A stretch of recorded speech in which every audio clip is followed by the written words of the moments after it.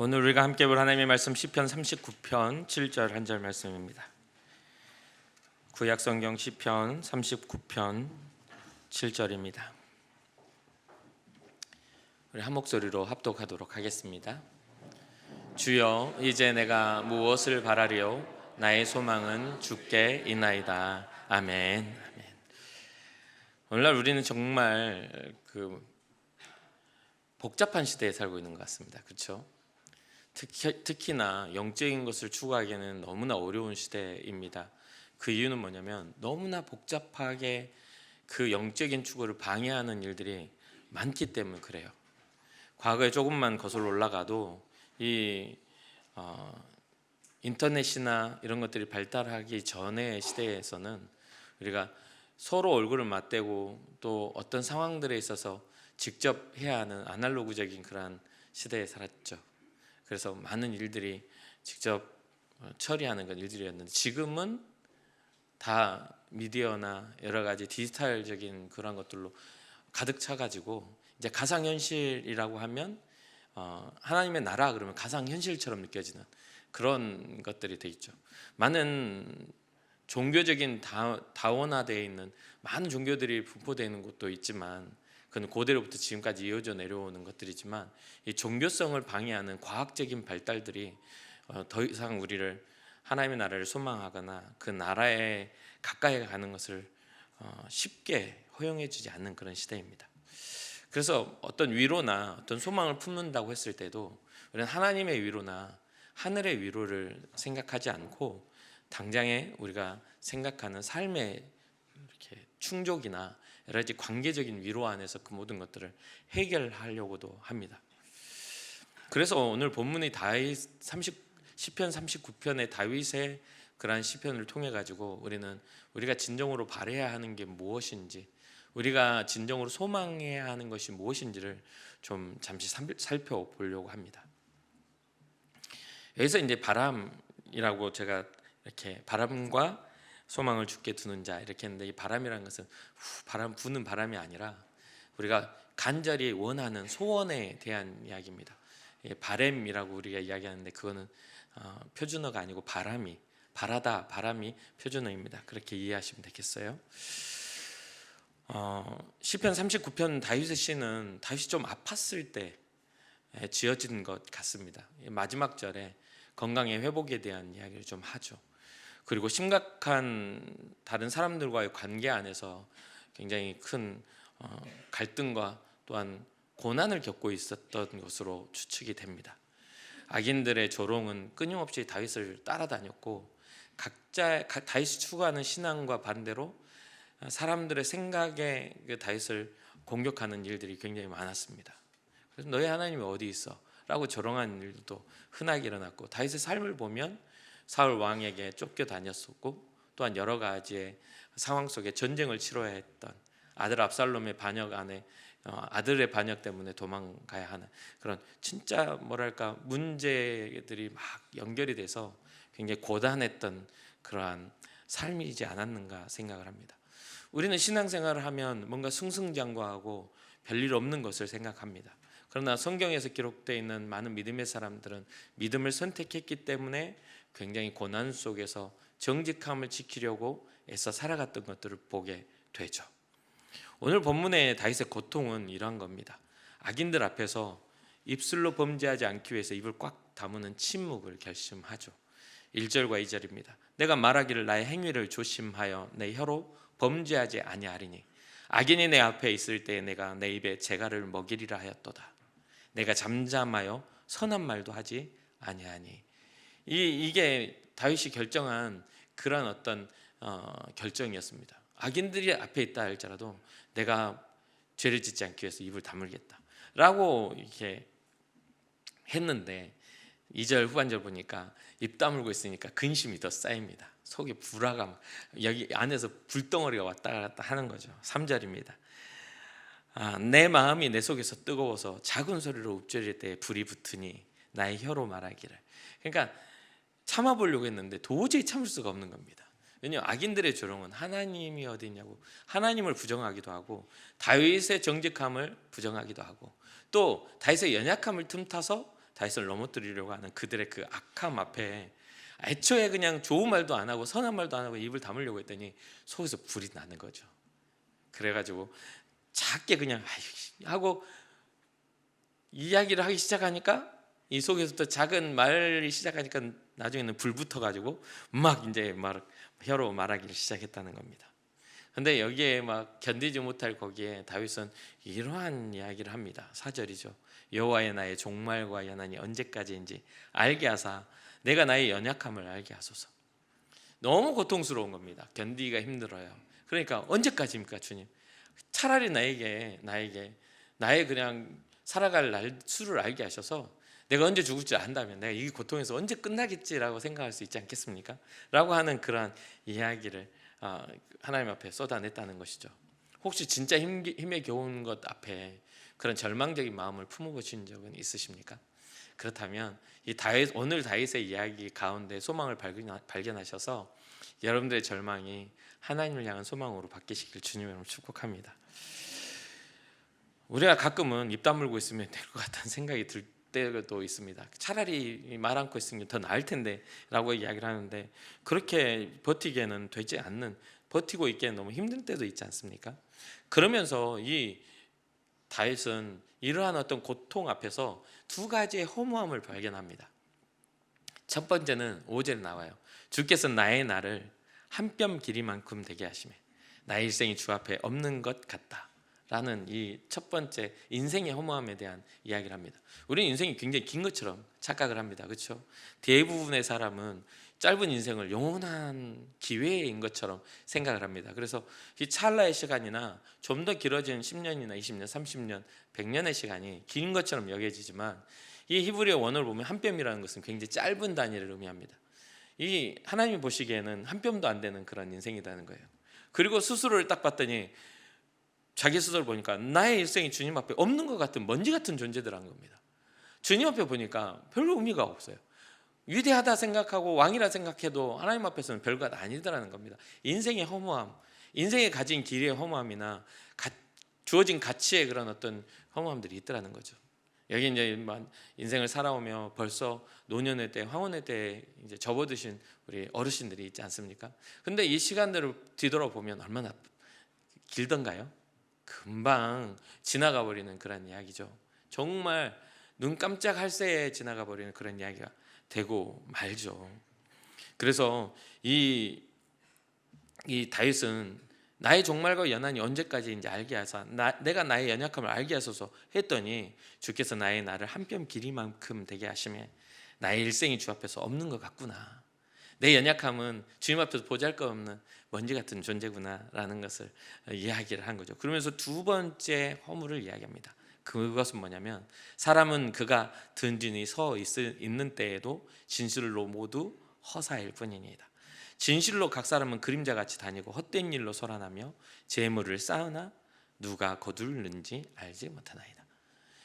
결국 많은 것들을 쌓고 많은 명예를 얻고 많은 것들을 성취한다 할지라도 이 한 뼘 길이밖에 안 되는 인생 속에 우리가 기억된다 할지라도 하나님 앞에서 우리가 어떻게 기억되는가에 대한 고민들을 하게 되는 것이죠.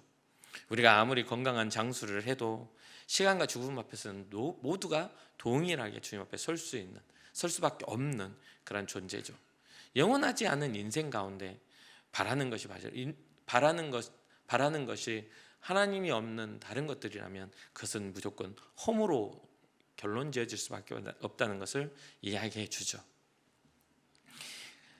다윗은 사람은 그림자 같이 다니고 헛된 일로 소란하여 재물을 쌓지만 누가 거둘지 알지 못한다고 말합니다. 또한 그 모든 것들은 우리의 인생에 있어서 굉장히 성취하고 싶어 하지만 하나님 앞에서는 보잘것없는 것이라는 것을 스스로가 깨닫게 된 것이죠.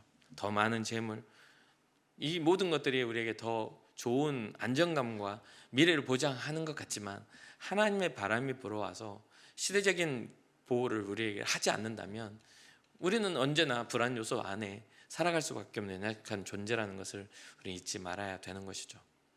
다윗은 그 재물을 누가 거둘지 알지 못한다고 지적하죠. 그런데 다윗은 평생을 재물을 모은 사람입니다. 왜 모았죠? 하나님의 성전을 지으려고. 하나님의 성전을 하나님이 거하시는 그 거룩한 성전을 지으려고 평생을 모았습니다. 그런데요, 그것을 다윗이 썼나요? 아니요.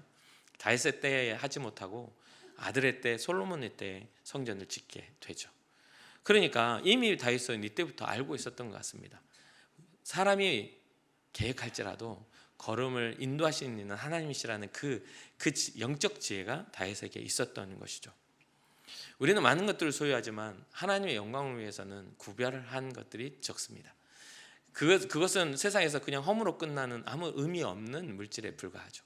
하나님의 것을 구별하였을 때 하나님은 기억하시고 그것을 통하여 우리의 삶에, 우리의 영혼에, 우리의 인생에 있어서 가치 있고 중요한 것들을 하나님은 예비하신다는 것을 잊지 말아야 되겠습니다.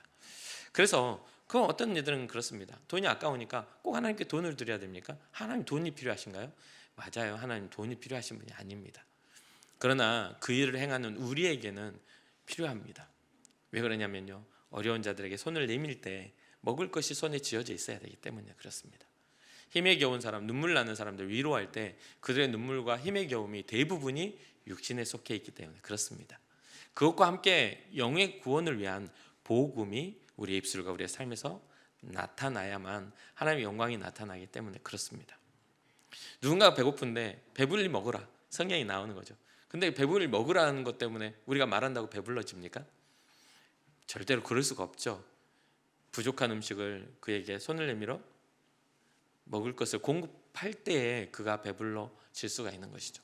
그래서 많은 교회들이 선한 일들을 감당하고 살아갑니다.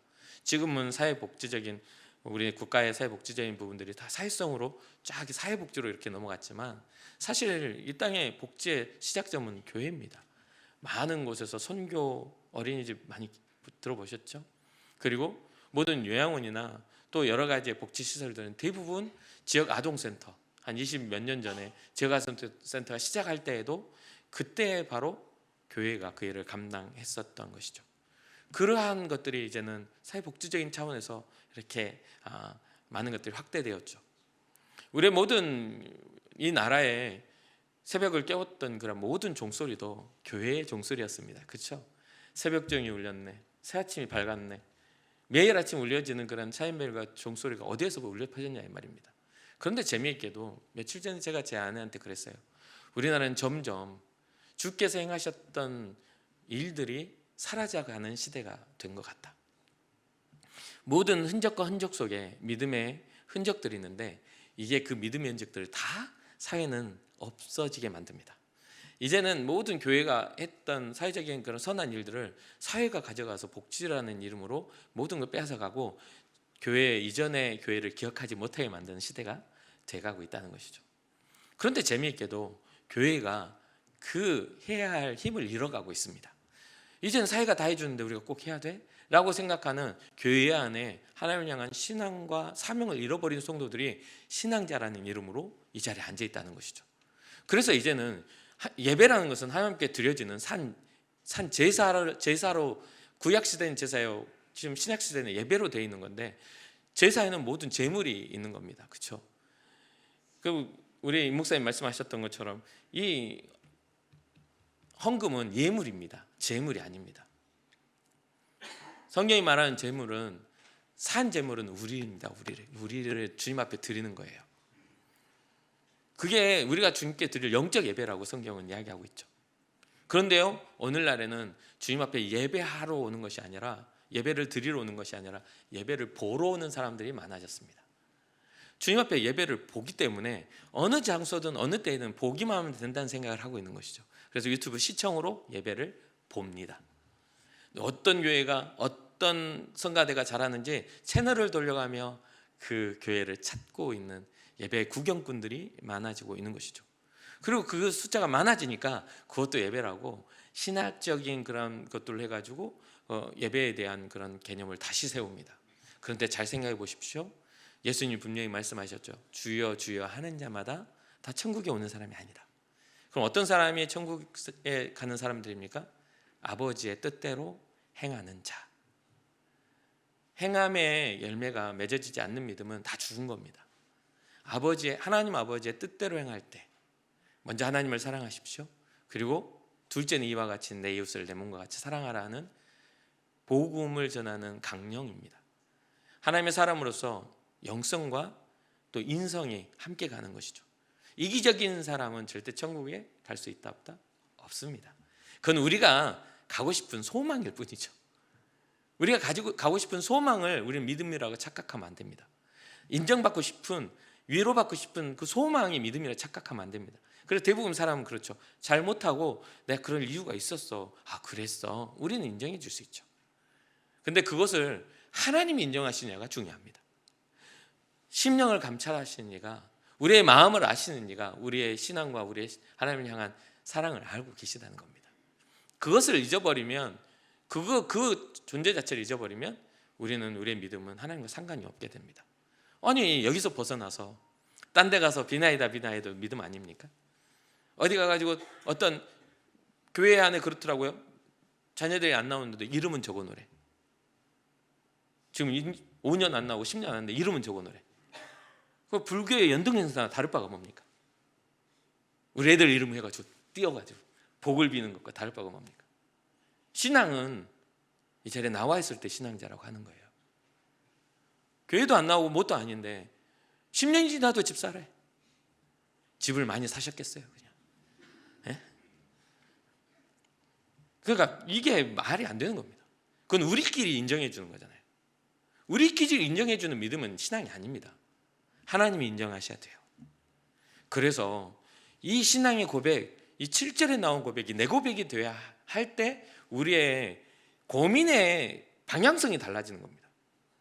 이 지금 7절을 기점으로 지금 이야기하는 것들, 고민의 방향성이, 물론 다윗은 하나님의 주권을 인정하며 이것을 썼지만 이 7절의 고백 후에 이 고민의 방향성이 달라집니다.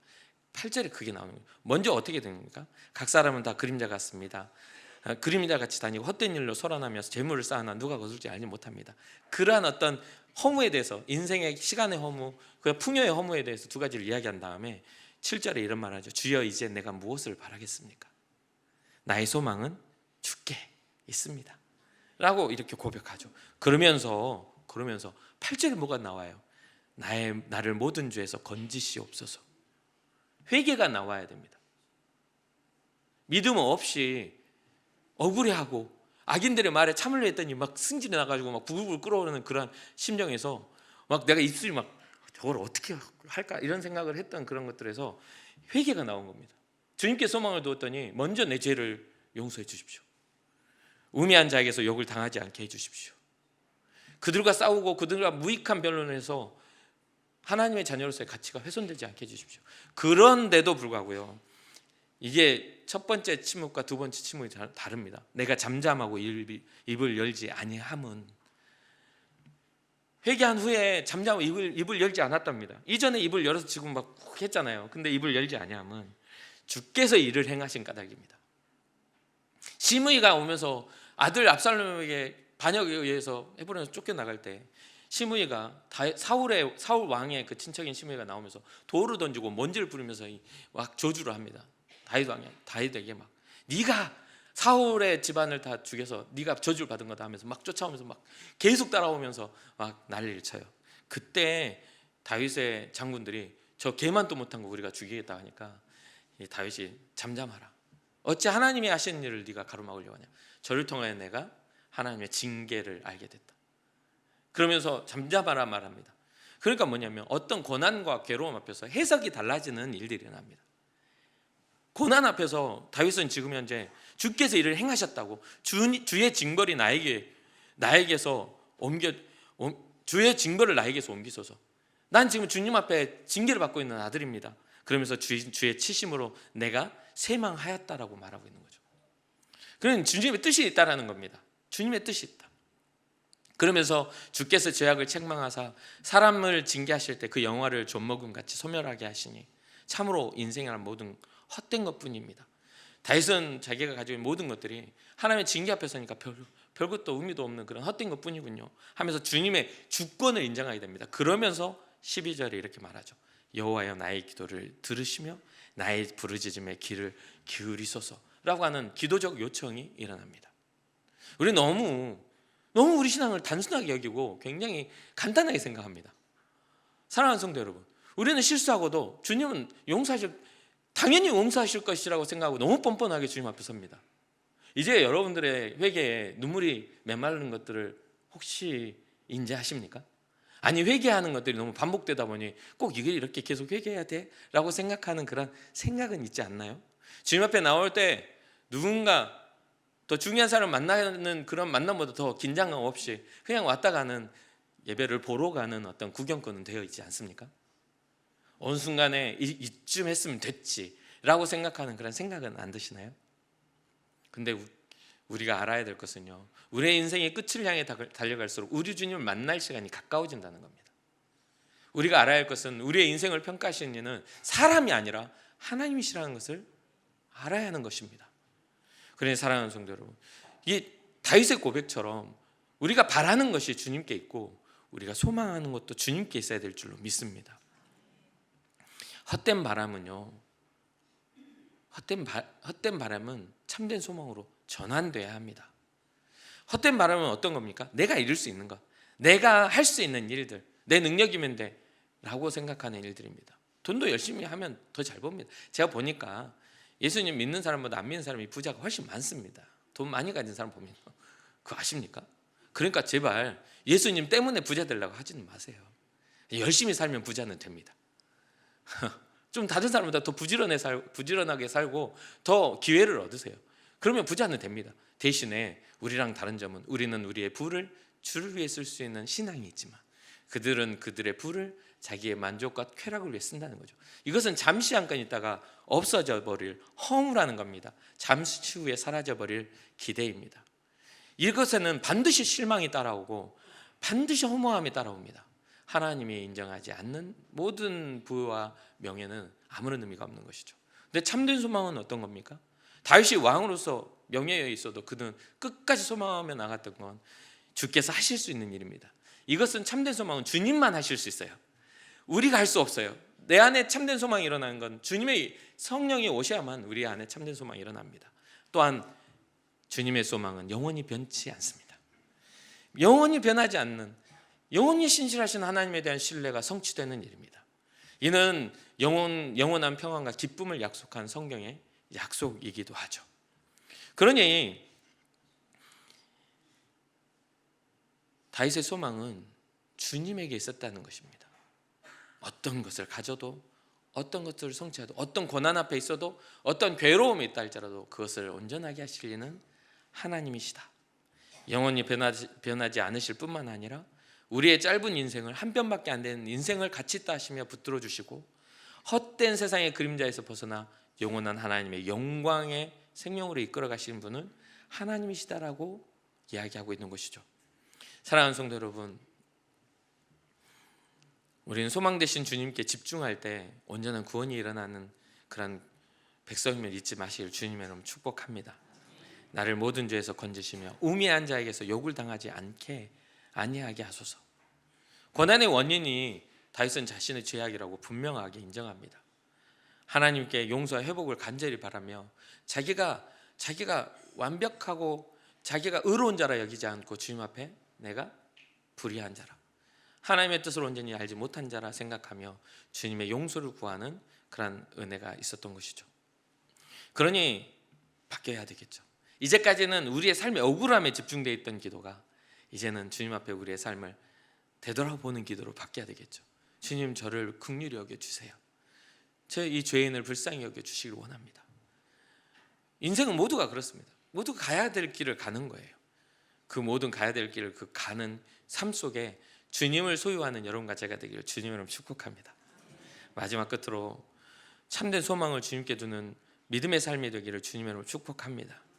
많은 헛된 바램들이 가득한 세상 우리는 살아가고 있죠. 어쩌면 다윗이 살았던 시대보다 훨씬 복잡하고 훨씬 살기 좋은 그런 시대에 우리는 살고 있어요. 끊임없이 더 나은 미래를 우리는 바라봅니다. 근데 그 바람이 얼마나 갈까요? 그것을 꼭 잊지 마시고 한계가 있는 바람 안에 여러분 삶을 가둬놓지 말고 영원하신 하나님의 그 놀라운 은혜와 평강 안에 여러분 삶을 주님 앞에 올려드리기를 주님의 이름으로 축복합니다. 그래서 주님께 소망을 둔다는 건 세 가지의 의미를 갖습니다. 첫 번째는 영원하신 주님만 바라보는 그런 바라는 신앙. 두 번째는 주님께 주시는 용서와 영원한 생명을 간절히 바라는 그 바라는 신앙. 마지막으로는 세상의 헛된 일 대신에 영원한 가치에 우리의 시간과 에너지를 투자하며 영원한 하나님의 나라를 바라는 신앙입니다. 사랑하는 성도 여러분, 바람처럼 사라져버릴 바람이 아니라, 그렇죠? 그냥 있다가 그냥 언제 있었냐는 듯이 훅 지나가는 그런 인생, 그런 그림자 같은 인생에 우리가 성취할 그런 바람이 아니라 영원한 실체 되시며 또 우리의 소망을 받기에 합당하신 그분 예수 그리스도를 통하여 우리에게 말씀하시는 놀라우신 하나님 아버지의 그 놀라운 은혜의 그 평안 안에서 여러분들의 소망과 바람이 완전해지시기를, 여러분들의 삶의 의미가 깊이 발견되시기를, 이 땅에 내가 존재하며 이 한 뼘밖에 안 되고 먼지 같은 인생을 자녀라 부르시고 귀하다 부르시고 그 일을 위하여 자기 아들 독생자까지도 아낌없이 주신 그 하나님에 대한 감격과 기쁨으로 주님 앞에 나아가는 여러분과 제가 되기를 주님의 이름으로 축복합니다. 잠시 기도하겠습니다.